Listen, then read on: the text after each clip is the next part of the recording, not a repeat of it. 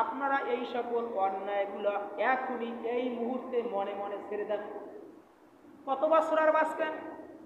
100 বছর না? 100 বছর আপনি হায়াত পাইবেন না।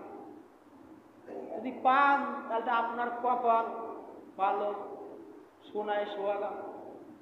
কিন্তু আপনি চিন্তা করে যে আপনার বয়সের অনেক মানুষ দুনিয়া থেকে বিদায় নিয়েছে। আল্লাহু আকবার। ওই ব্যক্তি হবে সবচাইতে অসহায় যে অনেক ন্যাক কাজ করার পরেও অন্যের বদ আমল নিয়া জাহান্নামে যাওয়া লাগবে। বলে নাউজুবিল্লাহ। 3টি জায়গা আবার সত্য বললে গীবাত হবে না, তাও জানতে হবে। কেননা যদি আপনি এদের সম্পর্কে না বলেন তাহলে সমাজে অন্যায় আরো বেশি বাড়বে। 3 জায়গায় সত্য বললে গীবাত হবে না। কয় জায়গায়? 3টি জায়গায়।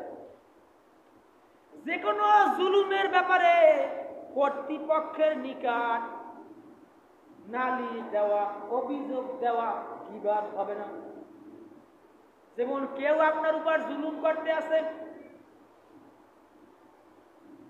আপনার জমি সে আপনাকে মিথ্যা বুঝিয়ে, আপনাকে মিথ্যা বানোয়াটি বুঝিয়ে আপনাকে সই দিয়া আপনার জমি লিখে নিয়েছে।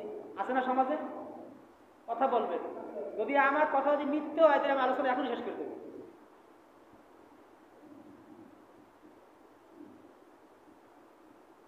আবার দেখা যায় কারো উপর ক্ষমাকা জুলুম করেছে, মিথ্যা মামলা দিয়েছে, ওই লোকটাই জানি না যে কোন অপরাধের কারণে তাকে মামলা দিল।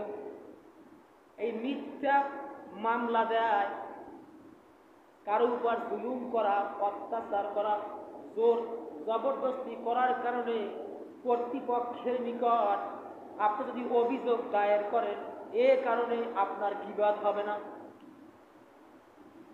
এরপরে কোন বদ স্বভাবের লোকের কাছে কেউ যদি টাকা পয়সা, অর্থ সম্পদ আনামত রাখে, তাকে সতর্ক করার জন্য আপনি যদি বলেন ভাই অমুকের কাছে আপনি টাকা পয়সা জমা রাখলে কিন্তু সে খেয়ানত করবে, সে কিন্তু ফেরত দিবে না, তাহলে আপনি যদি ওই ব্যক্তি সম্পর্কে তাকে যদি আপনি সতর্ক করেন, এই সতর্ক করাটা আপনার জন্য গীবাত হবে না।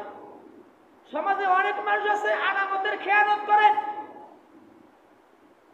এই আনামতের খেয়ানত যারা করে তাদের সম্পর্কে সতর্ক করাটা আপনার জন্য গীবাত হবে না।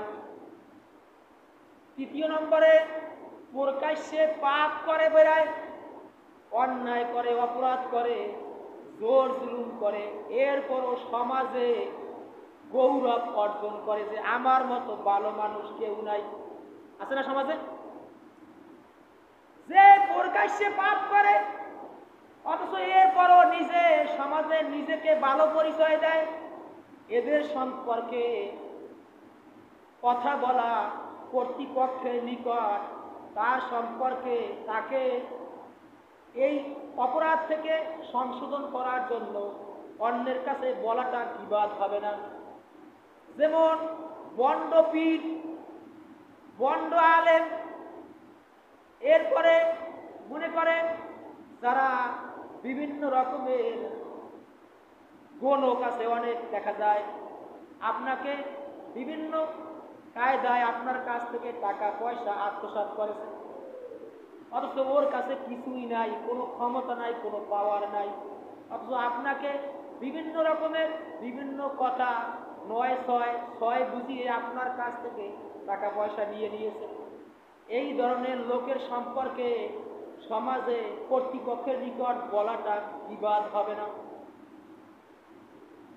এখানে আলোচনা শেষ করলাম। যারা কাবলা জুমা পড়েন